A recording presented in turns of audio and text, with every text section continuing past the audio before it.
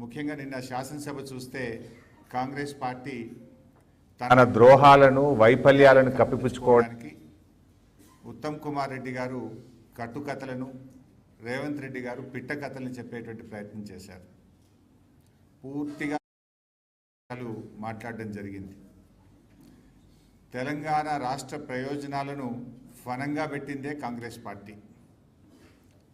అయితే కాంగ్రెస్ చేసిన ద్రోహాన్ని, మోసాన్ని సరిదిద్ది తెలంగాణకు శాశ్వత నీటి హక్కులు కాపాడే విధంగా, నీటి హక్కులు పొందే విధంగా ప్రాజెక్టులు నిర్మించిన చరిత్ర బీఆర్ఎస్ పార్టీది. కాంగ్రెస్ ద్రోహాలను, కాంగ్రెస్ చేసినటువంటి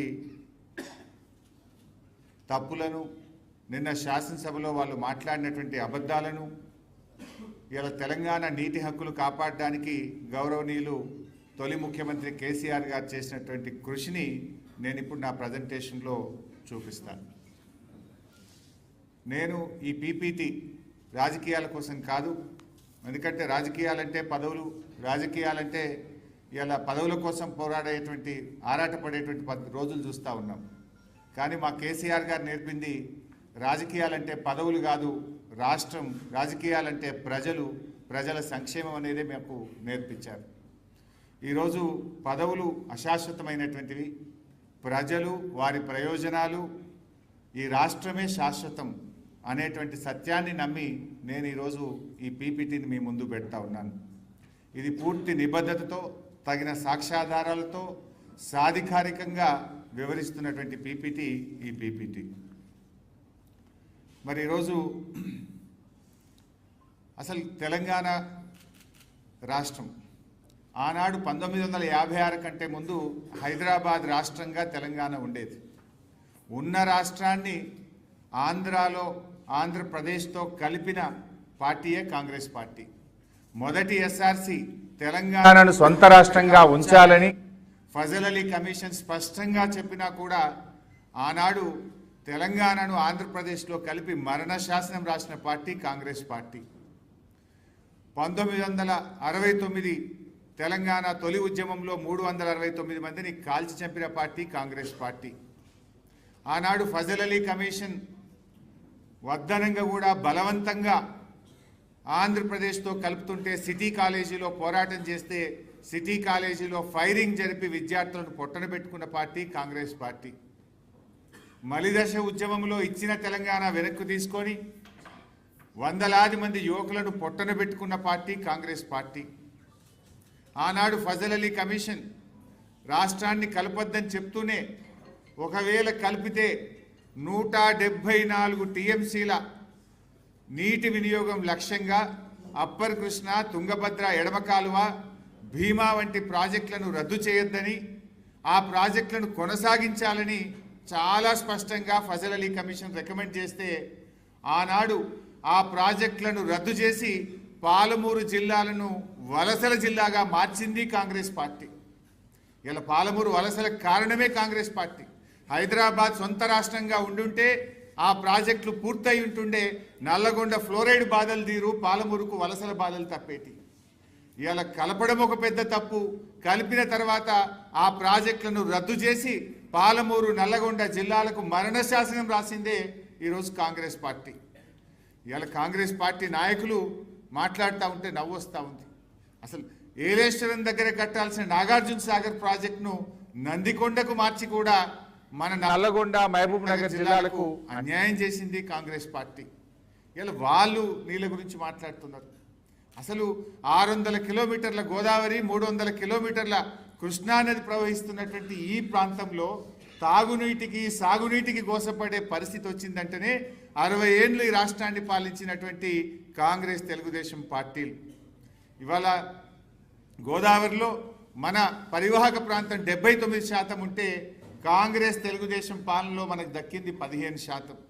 కృష్ణా పరివాహక ప్రాంతం దాదాపు 69% ఉంటే మనకు దక్కింది 34%. కానీ వాస్తవ వినియోగం అయితే కృష్ణాలో రాష్ట్రం ఏర్పడ్డ నాడు కేవలం 15% మాత్రమే ఉండేది. ఈ రకంగా కాంగ్రెస్ పార్టీ అసలు రాష్ట్ర విభజనలో కూడా సెక్షన్ 84ను పెట్టి నీళ్ల పంపకాలు చేయాలని చెప్పి మనకు అన్యాయం చేసింది కూడా కాంగ్రెస్ పార్టీయే. నిన్న రేవంత్ రెడ్డి మాట్లాడుతున్నాడు, సోనియా గాంధీ మనకు రక్షణలు కల్పించింది స్టేట్ రీఆర్గనైజేషన్ యాక్ట్లో అని చెప్పి నేను బుక్ పట్టుకొని చదివింది. ఇది స్టేట్ రీఆర్గనైజేషన్ యాక్ట్. ఇందులో ఎక్కడ రక్షణలు కల్పించింది? నిన్న మాట్లాడింది రేవంత్ రెడ్డి గారు అసెంబ్లీలో. 11th షెడ్యూల్లో స్టేట్ రీఆర్గనైజేషన్ కమిటీలో ప్రాజెక్టులు చేర్చి పాలమూరు రంగారెడ్డి ఎత్తిపోతల పథకానికి రక్షణ కల్పించింది అని మాట్లాడింది. I will take out page number 118 11th schedule. ఇందులో పారాగ్రాఫ్ 10లో పెట్టినవి కేవలం అంద్రీనీవా, తెలుగు గంగ, గాలేరు నగరి, వెలిగొండ, కల్వకుర్తి, నెట్టంపాడు. మన తెలంగాణ రెండే పెట్టిండ్రు, కల్వకుర్తి, నెట్టంపాడు. మన పాలమూరు ఎత్తిపోతలు పెట్టలే, మన దిండి ఎత్తిపోతల పథకం పెట్టలే. 11th షెడ్యూల్లో అవి ఉండుంటే ఇవాళ మనకు అనుమతులు వస్తుండే, మనం ఆ ప్రాజెక్టులు కొనసాగించుండే వాళ్ళం. ఇలా కాంగ్రెస్ చేసిన ద్రోహం అంతా ఇంత కాదు. రాష్ట్రాన్ని కలిపింది కాంగ్రెస్, మన విద్యార్థి యువకులను పొట్టన పెట్టుకున్నది కాంగ్రెస్, మన ప్రాజెక్టులను రద్దు చేసింది కాంగ్రెస్. చివరికి రాష్ట్ర విభజనలో కూడా పాలమూరు ఎత్తిపోతల పథకాన్ని, దిండిని 11th షెడ్యూల్లో పెట్టకుండా పాలమూరు రంగారెడ్డి జిల్లాలకు ద్రోహం చేసింది కాంగ్రెస్ పార్టీ. ఇంకా రక్షణలు కల్పించింది అని రేవంత్ రెడ్డి మాట్లాడుతుండే. ఏం రక్షణలు కల్పించింది? పాలమూరు పెట్టకపోవడం రక్షణనా? దిండి పథకాన్ని చేర్చకపోవడం రక్షణనా? నీటి పంపకాలు సెక్షన్ 3 ప్రకారం చేయాలని చెప్పకపోవడం రక్షణనా? సొల్లు వాగుడు వాగుతూ ఉన్నాడు. ఈ రకంగా నాడైనా నేడైనా ఇవాళ తెలంగాణకు నంబర్ 1 విలనే కాంగ్రెస్ అని మొదటి నుంచి కేసీఆర్ గారు చెప్తున్నటువంటి మాటలు ఇవాళ అక్షర సత్యమైనవి. నాడు అట్ల ద్రోహం చేస్తే రేవంత్ రెడ్డి ప్రభుత్వం వచ్చిన 2 ఏళ్లలోనే కృష్ణా ప్రాజెక్టులు కేఆర్ఎంబీకి అప్పచెప్పితామంటారు. కృష్ణా నదీ జలాల్లో అతి తక్కువ వినియోగం చేస్తారు. ఇప్పుడు మళ్ళీ గోదావరి బనకచెర్ల ప్రాజెక్టుకు లోపాయికారికంగా ఒప్పందం చేసుకుంటారు. అంటే మొదటి నుంచి కూడా తెలంగాణకు ద్రోహం చేసిన పార్టీ ఏదన్నా ఉందంటే అది కాంగ్రెస్ పార్టీ. 10 ఏళ్లు కష్టపడి అపర భగీరథుల్లా కేసీఆర్ గారు నిర్మించిన ప్రాజెక్టులను ఇలా కుట్రపూరితంగా నిర్లక్ష్యం చేస్తున్నారు. కాళేశ్వరంపై కక్షగట్టినరు, పాలమూరు మీద పగబట్టినరు. కాళేశ్వరం ప్రాజెక్టు ఎంతో అద్భుతంగా ఆనాడు రిటైర్డ్ సిడబ్ల్యూసి చీఫ్ ఇంజనీర్, ఆయన సిడబ్ల్యూసిలో పనిచేసి తెలంగాణ ఉద్యమంలో పనిచేసి నీళ్లు నిజాలు అనే పుస్తకాన్ని రాసిన విద్యాసాగర్ రావు లాంటి నిపుణుల సహకారంతో పాలమూరు రంగారెడ్డికి, కాళేశ్వరంకు కేసీఆర్ గారు రూపకల్పన చేశారు. ఇవాళ అంత గొప్పగా రూపకల్పన చేస్తే ఇవాళ 2 పిల్లర్లు గుంగిపోతే మొత్తం కాళేశ్వరాన్నే పండబెట్టినవే. 100-200 కోట్లు ఖర్చు పెడితే 5-6 లక్షల ఎకరాలకు నీళ్ళు వచ్చే అవకాశం ఉంటే 2 ఏళ్లలో 2 రూపాయలు కూడా కాళేశ్వరం మీద ఖర్చు పెట్టకుండా ఇవాళ రైతాంగం మీద, ఉత్తర తెలంగాణ మీద నువ్వు పగబట్టినావు. ఇవాళ మొన్న మేడిగడ్డ బ్యారేజ్ లేకపోయినా నది ప్రవాహం నుంచి కూడా కన్నెపల్లి పంప్ హౌస్ను నడిపి ఈ నిమిషం ఈ రోజు కూడా నీళ్లు తెచ్చే అవకాశం ఉన్నా కావాలనే కాళేశ్వరం మీద కక్షగట్టి ఈరోజు పండబెడతా ఉన్నావు. పాలమూరు ఎత్తిపోతల పథకం ఆనాడు కేసీఆర్ గారు, రిటైర్డ్ సిడబ్ల్యూసి చీఫ్ ఇంజనీర్, ఈ రాష్ట్ర ప్రభుత్వ సలహాదారుడుగా ఉన్న విద్యాసాగర్ రావు గారు శ్రీశైలం సోర్స్గా మన రాష్ట్రానికి మేలు జరుగుతుందని పాలమూరు ప్రాజెక్టును కడితే 2 సంవత్సరాల నుంచి ప్యాకేజ్ 3లో ఉన్న బుడ్డ కాలువ పూర్తి చేస్తే ఈ సంవత్సరం 50 టీఎంసీల నీళ్లు నిలుపుకునే అవకాశాన్ని నువ్వు ఇలా కాల రాసినవు, పాలమూరు మీద పగబట్టినవు. పాలమూరు బిడ్డ అంటావు. పాలమూరు ప్రజలకు నాటి నుంచి నేటి వరకు కాంగ్రెస్ తెలుగుదేశంలో ద్రోహం చేస్తే ఆ ద్రోహాల పరంపరను కొనసాగిస్తున్నాడు ఈరోజు రేవంత్ రెడ్డి గారు. ఇలా డైరెక్ట్ సబ్జెక్టులోకి పోతే ఇంకా చాలా స్లైడ్స్ ఉన్నాయి. సింపుల్గా అర్థం చేసుకోవాలంటే రాష్ట్రం ఏర్పడక ముందు, అంటే 1956కు ముందు, ఆంధ్రప్రదేశ్ రాష్ట్రం ఏర్పడక ముందు అప్పటికే కట్టిన నిజాం సాగర్ లాంటి, దిండి లాంటి అనేక మైనర్ ఇరిగేషన్ మరియు మీడియం ఇరిగేషన్ ప్రాజెక్టులు కింద తెలంగాణకున్న ఆయకట్టు 3000 ఎకరాలు. అంటే ఆంధ్రప్రదేశ్ రాష్ట్రం ఏర్పడక ముందే మన ప్రాంతంలో మైనర్ మీడియం ఇరిగేషన్ కింద కాకతీయ రెడ్డి రాజులు కానీ, నిజాం నవాబు కానీ వేరియస్ ప్రోగ్రామ్స్లో మనకు వచ్చిన ఆయకట్టు 16,03,000 ఎకరాలు. సరే, ఉమ్మడి ఆంధ్రప్రదేశ్లో 1956 నుంచి 2004 వరకు మనకు వచ్చిన ఆయకట్టు 36 లక్షల ఎకరాలు. 60 ఏళ్లలో వచ్చింది 36 లక్షలు. 2004 నుంచి 2014 కాంగ్రెస్ ప్రభుత్వమే అధికారంలో ఉంది. ఆ 10 ఏళ్లలో వచ్చింది ఎంత అంటే 5,71,000 కొత్త ఆయకట్టు, స్టెబిలైజేషన్ 93,000, అంటే 6,64,000 ఎకరాలకు వచ్చింది. అంటే 56 నుంచి 2014 వరకు 60 ఏళ్లలో వచ్చింది 42 లక్షల ఎకరాల ఆయకట్టు. 60 ఏండ్లు 42 లక్షల ఎకరాల ఆయకట్టు. నౌ బీఆర్ఎస్ 2014 నుంచి 2023 మనం ఉన్నది 9.5 సంవత్సరాలు. అందులో 2 ఏండ్లు కరోనా, పెద్ద నోట్ల రద్దు లాంటి ఆర్థిక సంక్షోభం, కొత్తగా ఏర్పడ్డ రాష్ట్రం. అయినా 9.5 ఏళ్లలో బీఆర్ఎస్ సాధించిన ఆయకట్టు 31,50,000 ఎకరాల స్టెబిలైజేషన్, 17,24,000 ఎకరాల కొత్త ఆయకట్టు, మొత్తం 9.5 ఏళ్లలో 48,74,000 ఎకరాల ఆయకట్టును సాధించింది బీఆర్ఎస్ ప్రభుత్వం, కేసీఆర్ గారి నాయకత్వం. 9.5 years, 48 lakh acres of ayakat is achieved by KCR government. Next, comparison.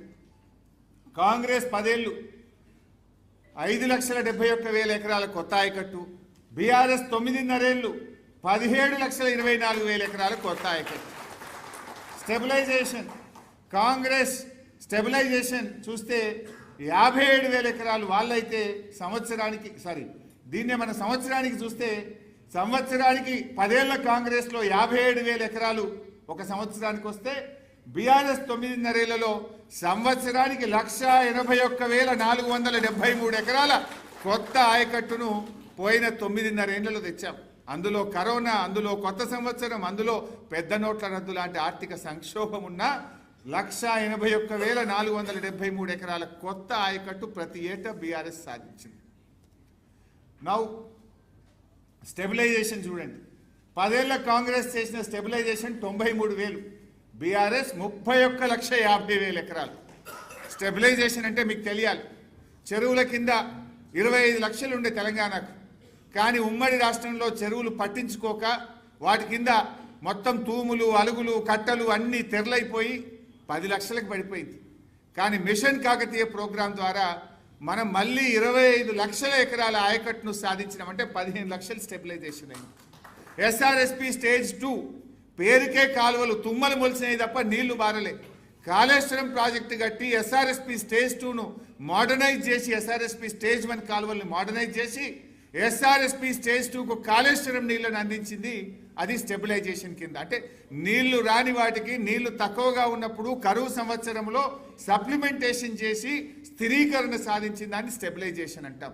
అది మనం 31,50,000 ఎకరాలు తెచ్చాం. స్టెబిలైజేషన్ యావరేజ్ చూస్తే 10 ఏళ్ల కాంగ్రెస్ సంవత్సరానికి 9,300 ఎకరాలు ఇస్తే, బీఆర్ఎస్ 3,31,578 ఎకరాలు ప్రతి ఏటా స్టెబిలైజేషన్ తన 9.5 ఏళ్ల కాలంలో చేసింది. రెండు కలిపి చూద్దాం. Both stabilisation and new